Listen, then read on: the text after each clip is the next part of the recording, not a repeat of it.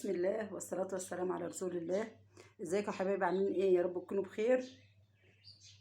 تعالوا النهارده نتغدى معاكم اكله خفيفه كده وجميله. اللي هم عندهم وزنهم كبير وعايزين ينزلوه، يعملوا الاكله دي. الاكله دي عباره عن ايه؟ اهو بص الطبق اهو. الاكله دي عباره عن ايه؟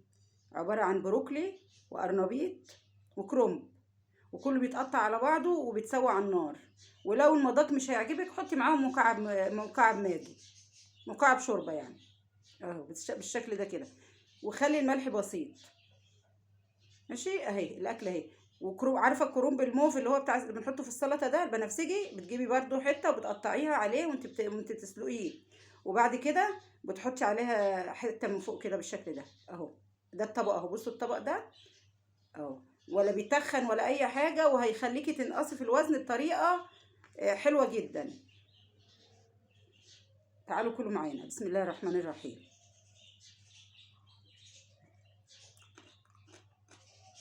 ده طعمه جميل جدا، طعمه حلو قوي.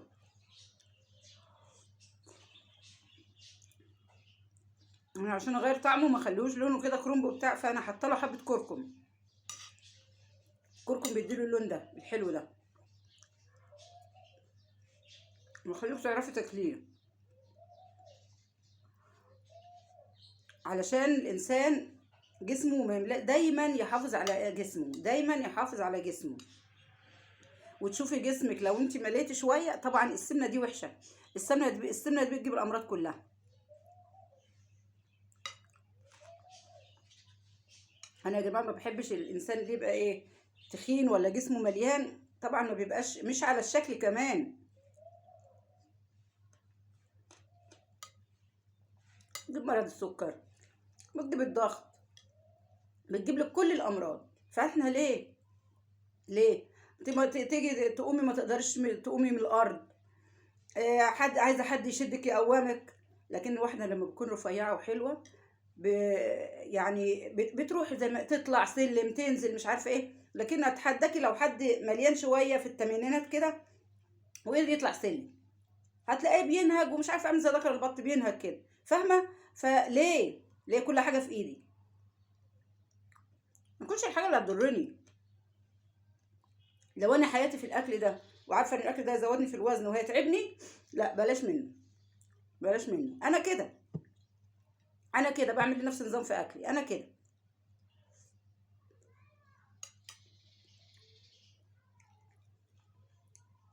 ممكن عايزه قرن فلفل حراق بسيط كده، مش قوي، قطعيه عليه، بيديله طعم حلو. هو المفروض من غير توابل، بس عايزه تحطي توابل حطي، بس حطي حاجات قليله. الاكله دي معروفه. قومي الصبح من النوم، قومي الصبح من النوم، هاتي معلقه كمون حصى. هاتي معلقه كمون، وهاتي ليمونه قطعيها، والكمون مع الليمونه اغليهم غلوتين على النار لمده 10 دقايق او 5 دقايق، وصفيهم واشربيهم. مشروب نينجا، مش هقولك من الاخر. عارفه ده بيفرتك الدهون، بيودي الدهون دي في حته تانية خالص. اعملي المشروب ده لمده اسبوع وشوفي، وابقي ادعي لي بقى. حلو جدا عن تجربه. كمون مع ليمونه، غليهم قوي وصفيهم واشربيهم. ياه، هينزل كل الدهون، هيطحن الدهون طحن كده، هيخليها تنزل خالص كده، وهتخسي من غير رجيم، من غير اي حاجه. في وصفات تخليكي تخسي، مش لازم رجيم، مش لازم اي حاجه. تعالي بين الاكلات، هاتي كوبايه زبادي، او خلي العشاء بتاعك كده، اعصري عليها نص ليمونه على كوبايه الزبادي، بس نص ليمونه، وقلبيها واشربيها. مش هقولك، برضه بيودي الدهون في حته تانية خالص. الواحد المقصود ان انا بقولك الواحد لو عايز هينزل وزنه هينزل باي طريقه. وبعدين انزل وزني مش اكل يعني انا انزل من هنا واكل اللي يزود من هنا، لا، اكون عامله لي نظام في اكلي، نظام في اكلي امشي عليه.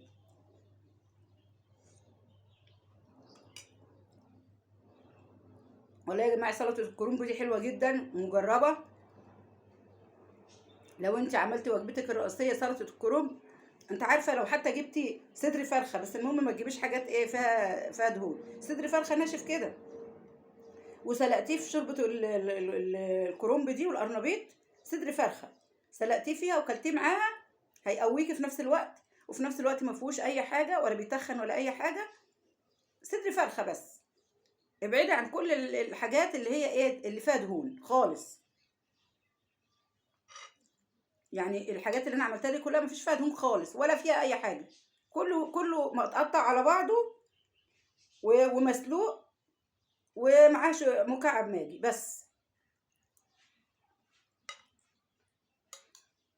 ولما تيجي تاكلي عيش، تاكلي اذا اكلتي 3 معالق رز وكلتي رز ما تاكليش عيش، واذا اكلتي عيش ما تاكليش رز، لان الاتنين مع بعض بيعملوا كارثه، بيعملوا كارثه للجسم. فانت ممكن عارفه علاجك، وعارفه انت بتاكلي ايه بالظبط، وعارفه انت بتنزلي ازاي وبتخسي ازاي وبتزيدي ازاي. فانت اعملي لنفسك نظام في الاكل. بتقولي لا ده الشوربه مش حلوه، مش حكايه مش حلوه، انا مش حكايه يعني، ما هو الدواء مش حلو، الدواء اللي احنا بناخده ده حلو، مش احيانا بيبقى مر والبرشام وحش، بناخده عشان ايه؟ عشان نخف.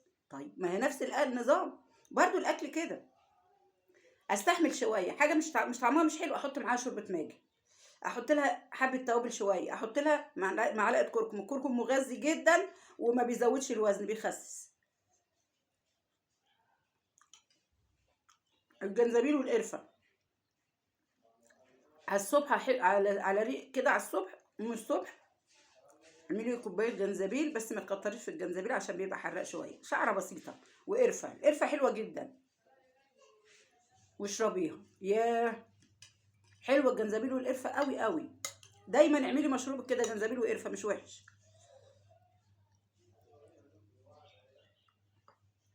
المقصد ان انا اقول لكم ايه، السمنه وحشه يا جماعه، السمنه وحشه واضرارها مش كويسه خالص، اضرار السمنه وحشه قوي قوي قوي، يعني بتخلي ناس اعوذ بالله بيموتوا. فانا يعني الحق نفسي من الاول، واخلي شكلي يبقى حلو، حتى وانا ماشيه يبقى شكلي حلو. الله جميل يحب الجمال، يعني يحب الواحده تبقى كويسه ماشيه كويسه، مش تبقى ماشيه مبهدله في نفسها ولا كده، لا لا لا، تبقى ماشيه كويسه كده، مظبطه نفسي، نضيفه في نفسي، و... واخاف على صحتي. لعلمكم ما فيش بعد الصحه، والله العظيم بعد الصحه ما فيش. فحافظوا على حبه الصحه اللي عندكم، اليومين اللي انتوا عايشينهم، حافظوا عليهم تعيشوا كويسين العمر، عشان ربنا ادعوا دايما، تدعوا وقولوا يا رب ادينا عمرنا، ادينا صحتنا على قد عمرنا، صحتنا على قد عمرنا، دايما ادعوا الدعوه دي، دايما ادعوها. تعالوا كلوا معايا يا جماعه، تعالوا كلوا معايا اكله الرجيم الجميله دي.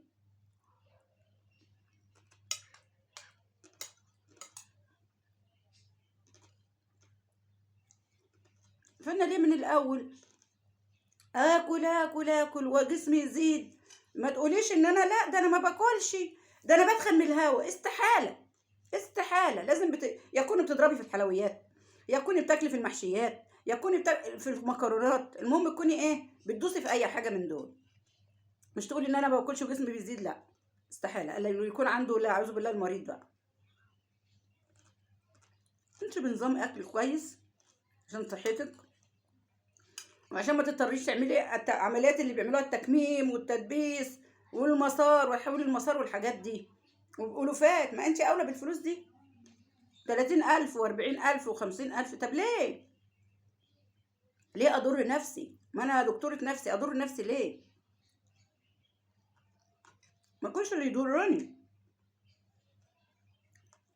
اكل الحاجة اللي فيها الصحة المفيدة، اجيب الحاجات الخضراء، شبت، بقدونس، كزبرة، جرجير، اغسلهم كويس قوي قوي، معاهم خصايه، معاهم خيارايه، واغسلهم قوي قوي تحت الميه، واحط عليهم غطا، املى الغطا الازازه كده بتاعت الخل، الغطا بس، واحط عليه وانقعه شويه، وبعد كده ارمي الميه واغسله تاني، وقطع ده كله مع بعضه. ولو عندك كبه، لو عندك خلاط، اضربي ده كله في الخلاط، اضربي ده كله في الخلاط وصفيه. لو مش عايزه لو مش لازم تصفيه، ممكن تشربيه بحاله كده، بس بعد ما تضربيه خالص يبقى سايل كده.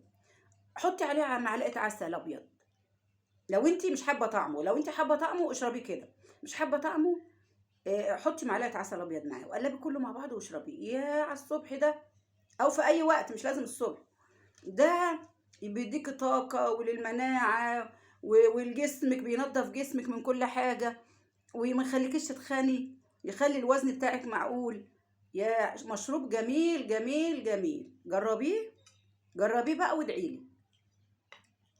وشوفي الجمال بقى بعد كده، شوفي جمال وشك، شوفي جمال شعرك، شوفي بشرتك عامله ازاي، شوفي شعرك عامل ازاي، شوفي ضوافرك جامده ازاي من الخضروات دي. يعني لو جبت الخضروات دي وغسلتيها كلها، الخضروات الورقيه، وتضربيها في الخلاط وتشربيها، يتحلى بمعلقه عسل، ما تحطي السكر، يا تشربيها كده. يبقى طبعا كل واحد مقدرته، ما عندكيش عسل حطي معلقه سكر لو انت حابه بس. واشربيها بقى وشوفي الجمال، شوفي جمال بشرتك عامل ازاي. ودايما خلي قلبك ابيض من جوه، وخلي قلبك نظيف كده، ما يكونش فيه حقد لحد ولا حاجه وحشه لحد. مهما الناس تقول عليكي، ما خلاص، استوى عندي المسح مع الذم. خلاص، اللي يمزحني زي اللي يذمني، خلاص اللي يكرهني زي اللي يحبني، ده استوى عندي خلاص. لو الصفه دي جت فيكي، يا هتعيشي حلو جدا، وهتعيشي قلبك نظيف وكويسه جدا. عمرك ما هتحكي على حد، ولا عمرك هتزعلي من حد، وتسيبي كل حاجه لربنا. ربنا اللي يعمله ربنا هو اللي يكون. هل هو انا اعمل ايه؟ امر ربنا نافذ، هعمل ايه؟ كله بتاع ربنا. يعني المقصد ان انا اقول لك قلبك يبقى نظيف من جوه، ما فيهوش حاجه لحد. لو انت قلبك نظيف من جوه، ده بيتعكس عليكي وعلى شكلك وعلى حياتك. سبحان الله.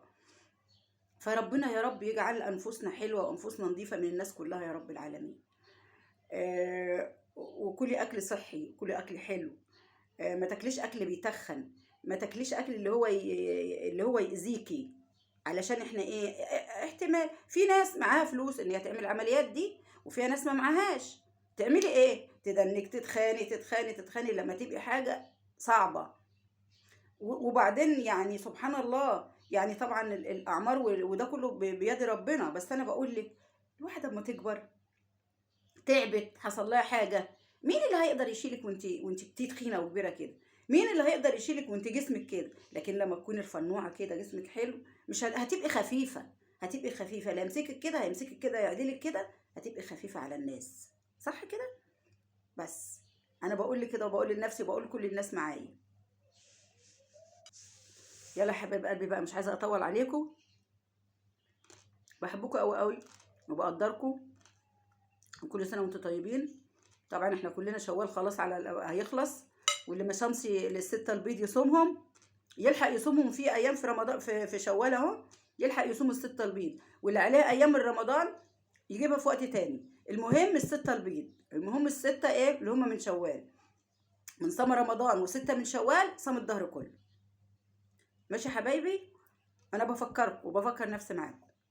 يلا يا حبايب قلبي، مع الف الف الف سلامة. بحبكم في الله.